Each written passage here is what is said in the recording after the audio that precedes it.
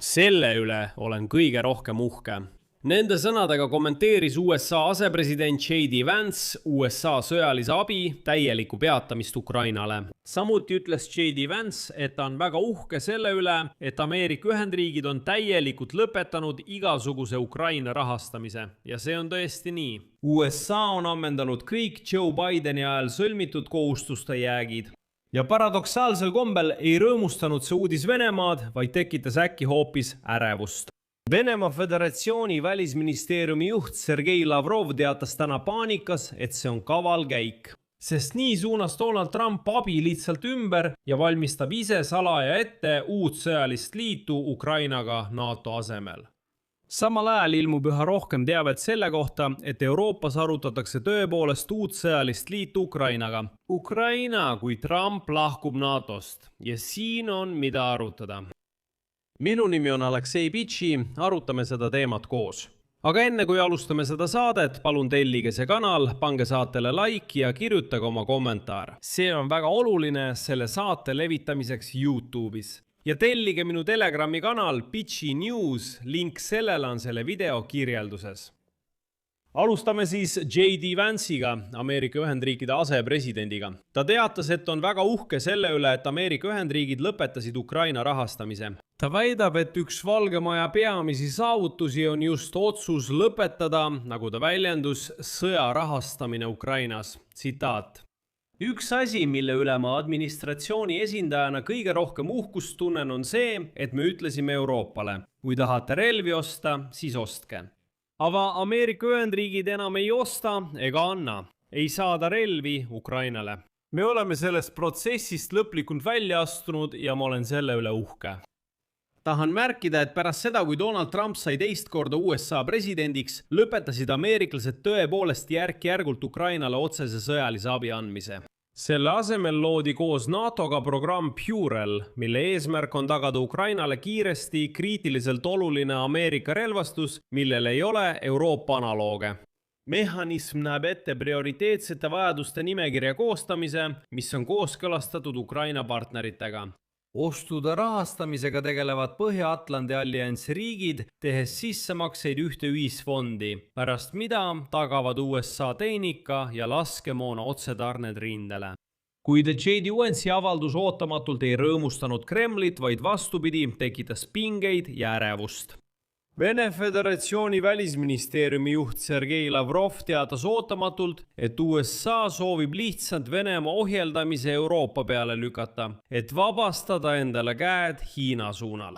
Nagu öeldakse, see on kõik kaval plaan. USA loobus Ukraina toetamisest, aga Euroopa on juba jõudnud kompenseerida kogu selle abi, mis tuli Washingtonist. Veelgi enam, Sergei Lavrov väitis äkitselt, et kõik need jutud USA lahkumisest NATOst ja abi lõpetamisest Ukrainale on samuti Donald Trumpi ja ameeriklaste üldine kavalmäng. Järgneb Lavrovi tsitaat. Just nende huvide nimel püüavad nad ervutada mitte ainult arutelusid, vaid ka praktilisi samme eelnevalt välja kuulutatud Venemaa vastase sõjalise bloki loomise suunas, milles osaleb ka Ukraina. Zelenski on selle idee juba toetanud. Te mõistate, varem sõdisid venelased justkui NATO vastu, aga nüüd selgub, et mitte NATO vastu, vaid luuakse mingi uus sõjaline liit. Lavrov lisas, et endine USA presidendi erisaadik Kit Kellogg koos, nagu ta väljendas, Euroopa suurriikidega edendab uue sõjalise bloki loomise ideed, milles Ukraina oleks juhtiv osaline. Tema arvates üritab neid arutelusid just Valge Maja ergutada. Ta ütleb, et see on kindlasti Donald Trumpi administratsiooni, mitte eurooplaste algatus. USA võimud tahavad uue bloki abil vabastada end peamisest vastutusest Venemaa ohjeldamisel ja panna selle Euroopa õlgadele. Siinkohal vabandust teen väikese kõrvalepõike. Mind lõbustas ühe teise, Venemaa klouni avaldus. See on Dmitri Peskov, Vene kiilaka diktaatori pressiesindaja. Nii et Peskov ütles hiljuti, et kuulde, ameeriklased seovad majandussuhete arendamise Venemaaga Venemaa Ukraina vastase sõja lõpetamise küsimusega. Ta ütleb, et me oleme tegelikult selle vastu. Ta ütleb, et meie arvates ei ole vaja sõda lõpetada selleks, et ajada ameeriklastega majandusasju. Ja mind pani see muigama, sest see on nii absurdne avaldus, aga ilmselt venelased tajuvad seda teisiti. aga ma naersin, sest ameeriklased ütlevad venelastele, et sõja lõpetamise tingimused Ukrainas on kohustuslikud tingimused mis tahes majandussuhete sõlmimiseks. Kohustuslikud. Astub välja Peskov ja ütleb, meie arvates ei ole see kohustuslik. No keda huvitab, mida sa seal arvad? Üldse ei huvita. No milleks see avaldus üldse oli, ma ei saanud aru. Venelased vist mõtlevad, et näe, panime ameeriklased paika, aga ameeriklased ei hooli. Nad ütlevad, okei, ärge lõpetage, minge metsa, mingeid suhteid ei tule. Nii, aga tuleme tagasi Lavrovi avalduste juurde. Siin märgin, et Keith Kellogg tõesti varem pakkus välja luua sõjalise liidu Ukraina osalusel. Ukrainat nimetas ta heaks liitlaseks. Koos sellega tõi ta esile Saksamaa ja Poola, kes on suurendanud oma sõjalist aktiivsust. Samuti pakkus ta neid kaasata seni veel olematusse blokki, justkui alternatiiv NATO-le. Aga siis ilmusid äkitselt palju huvitavamad uudised. Wall Street Journal kirjutab, et kuna USA ähvardab NATO-st lahkuda, on Euroopa tõepoolest salaja hakanud koostama plaani, mis võimaldaks tal end omal jõul agressiivse Venemaa eest kaitsta, ilma Ameerika vägede ja garantiideta. Ametnikud, kes osalevad selliste plaanide koostamises, püüavad kaasata rohkem eurooplasi juhtimis- ja korraldusrollidesse NATO-s ning samal ajal kompenseerida oma ressurssidega neid, mida seni on pakkunud USA. Eesmärk on säilitada 3 asja, isegi juhul, kui Ameerika väed lahkuvad. Esimene on Venemaa heidutamine, teine on sõjaliste operatsioonide järjepidevus ja tuumagarantiid.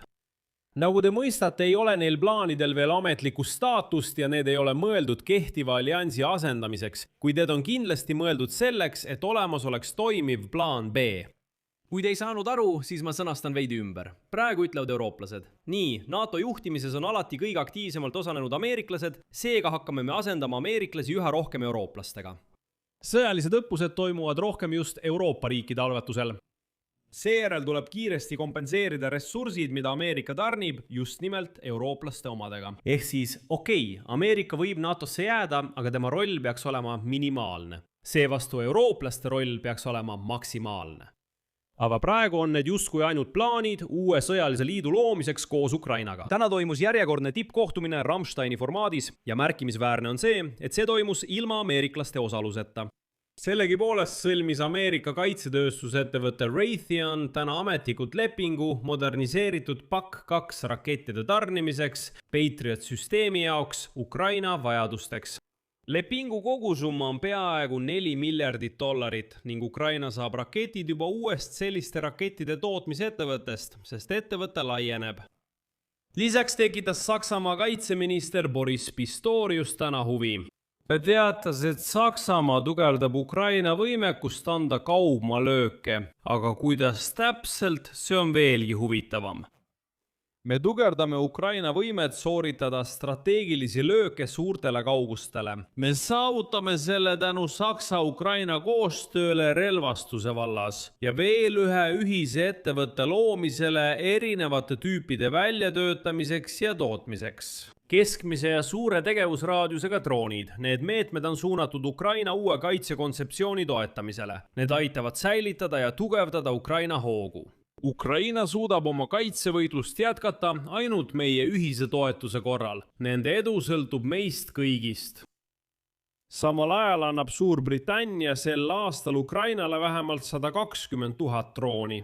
Muide, see on suurim droonide pakett, mille Ukraina on saanud Suurbritannialt kogu täiemahulise sõja jooksul. Paketti kuuluvad kaugmaa ründedroonid, luuredroonid, logistilised droonid ja meresüsteemid. Üldiselt on Euroopa täielikult võtnud enda peale Ukraina peamise julgeoleku toetaja rolli, nii et nagu öeldakse, saame hakkama. Ja J.D. Vance, kui liitlane hätta jätta on tema suurim uhkus, siis olgu nii. Loodame ainult, et Ameerika valija teeb nende avalduste põhjal teatud järeldused. Siin panen 3 punkti, aga sõrrad, tahan teile soovitada üht YouTube'i saadet, mida ma soovitaksin vaadata Donald Trumpile, Ameerika Ühendriikide presidendile, ja selle nimi on Ta võiks lõpetada normaalse teesklemise. See on minu lemmik psühholoogi saade, ma olen seda YouTube'i kanalit teile juba ammu soovitanud. Link sellele on kirjelduses, minge ja vaadake. See on suurepärane kogumik sellest, millised me kõik oleme. Kogu aeg püüame kuidagi teistega kohaneda, püüame mõningaid oma iseloomujooni alla suruda ja mitte ainult ning sellega lämmatame me endid natuke ise. Seetõttu soovitan ma seda saadet vaadata, lingi jätan kirjeldusse ja kinnitatud kommentaari selle saate alla. Sõbrad, kindlasti minge vaadake ja tellige kanal. Sellega on kõik, hoidke end ja kõike head.